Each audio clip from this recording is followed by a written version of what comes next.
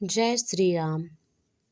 नमस्कार दोस्तों, आप सभी का मेरे YouTube चैनल पर हार्दिक स्वागत है। आप सभी को मंगलवार व्रत की हार्दिक शुभकामनाएं। आज के इस वीडियो में हम सुनेंगे मंगलवार व्रत कथा। तो चलिए सुनते हैं मंगलवार व्रत कथा।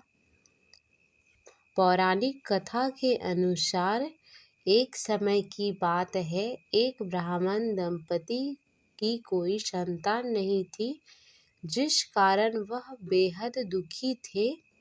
एक समय ब्राह्मण वन में हनुमान जी की पूजा के लिए गया।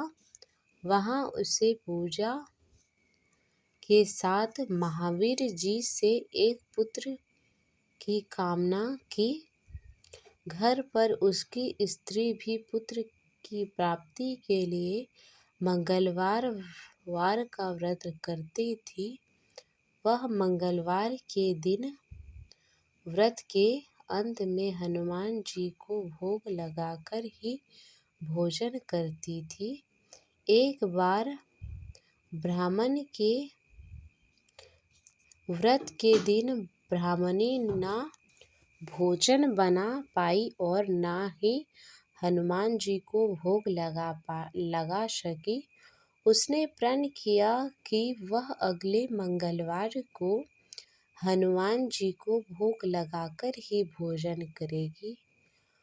वह भूखी प्यासी 6 दिन तक पड़ी रही। मंगलवार के दिन वह बेहोश हो गई।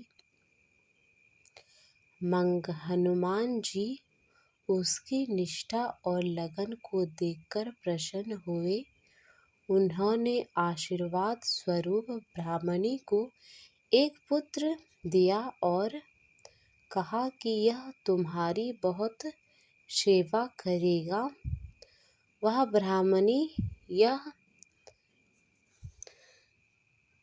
पुत्र पाकर बेहद खुश हुई।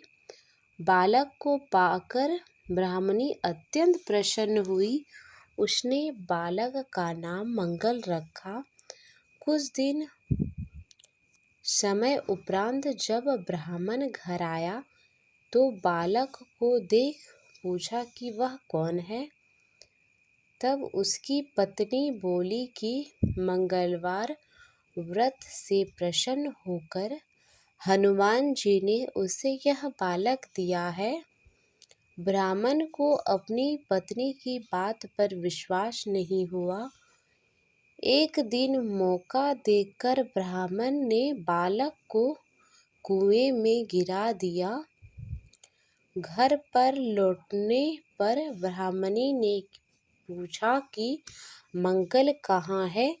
तभी पीछे से मंगल मुस्कुरा कर आ गया। उसे वापस देखकर ब्राह्मण आश्चर्यचकित रह गया, क्योंकि उसने उसे कुएं पर फेंक दिया था। रात को हनुमान जी ने उसे स्वप्न में दर्शन दिए और बताया कि यह पुत्र उसे उन्होंने ही दिया है। ब्राह्मण सत्य जानकर बहुत खुश हुआ। इसके बाद ब्राह्मणी दंपत्ति प्रत्येक मंगलवार को व्रत रखने लगा। जो मनुष्य मंगलवार व्रत कथा को पढ़ता है, यह सुनता है और नियम से व्रत रखता है, उसे हनुमान जी की कृपा से सब कष्ट दूर हो, सर्व सुख प्राप्त होता है और हनुमान जी की कृपा उस पर बनी रहती है।